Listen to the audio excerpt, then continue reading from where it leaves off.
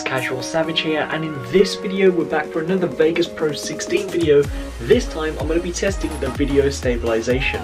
Now the reason I'm testing this feature first out of everything is because the past video stabilizations in Vegas Pro, to be honest, have been but this one looks amazing, and there are 4 different presets which are already built into Vegas Pro 16, and I believe they are going to work very well. Now just before I get into this video, if this tutorial does help you, be sure to hit the like button and also be sure to hit the subscribe button. So this clip you're watching right now, I will be testing it on this, hence why I'm moving around on purpose, just to create a bit of camera shake as if you're a vlogger and you want to smoothen out the overall look of the vlog. But then I'm also going to use a different situation where I will be in a car filming, and of course there's going to be a lot more shaking in that, so we'll see how good Vegas Pro can handle that stability as well. But anyway, that's enough of me talking, let's get into the tutorial. So here we are in Vegas Pro 16, and this right here is the clip you have just watched, and the one you just watched was unedited, so you saw how the shaking was. Now to be honest, it was pretty smooth, however it did have a bit of shakes, so we're going to smoothen everything out right now. So for the best part, I'm going to be using this part where I was talking about that why I'm moving around on purpose. Simply because at this point I was actually moving around a lot more, and it's going to be a fair test to see how well the video stabilizes. So the first thing I want to do is head over to video effects, and we're going to scroll all the way down and we're going to select video stabilization. From here you're going to drag on the default onto your clip, then you cannot directly add it straight away. So the next thing we need to do is X out of this. Make sure you're selected on your clip, head over to Tools, select Video, and then select Media Effects. From here you want to scroll all the way across and you're going to be seeing Video Stabilization. So just double click that and select OK. Now you can see everything is going to be working.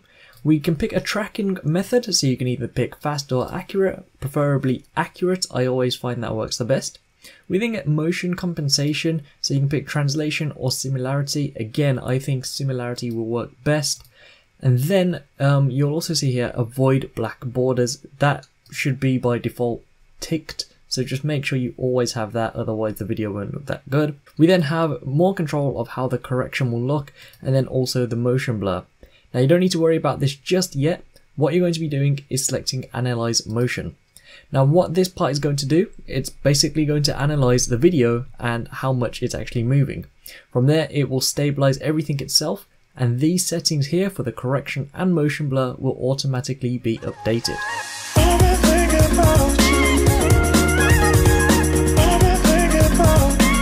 So as you can see, everything is now done, and you've noticed something straight away. My face has zoomed in. Now the reason for that, that's how they actually reduce this, or that's how they stabilize the video. So you can see, it does look a lot more stable, to be honest, but of course that downside is that the zoom has happened.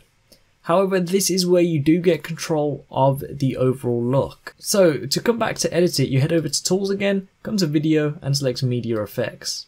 So of course the zoom has gone super high up, so we can just bring that down, and you can see that's where the black bars are, hence why there's quite a big zoom. So I'm going to zoom it in again, not as much as it was though, and we'll see if there's any black bars. So you can see that does actually look a lot better, and you can see the first time they done it, it wasn't really too good. So don't always rely on Vegas, make sure you do always come back and adjust the zoom and other things you need to as well. Now I'm going to be showing you the other situation, or the other location, where as in I'm driving a car or I'm in a car and there's going to be a lot more shaking. So here we go, this is the clip right here. It's from my KSI vs Logan Paul vlog. If you haven't watched that yet, definitely go ahead and check it out. As you can see, I'm holding my phone showing you my Fitbit app, and what we're going to be doing to stabilize this, again, we need to do the exact same thing. So drag on the default, then we're going to head over to the Tools, Video and Media Effects. So we're going to come all the way across and we're going to select Video Stabilization. double click and you'll see it appear here and select OK. Now you can choose the default preset or you can come here. Now for mine I believe it's going to be a moderate camera movement, so I'll select this. Then I will leave the settings the same again and I'm going to select Analyze Motion. So once again, you just need to sit and wait. This is a 7-second clip, so you get an idea of how long it actually takes to analyze. Just over a minute for a 7-second clip.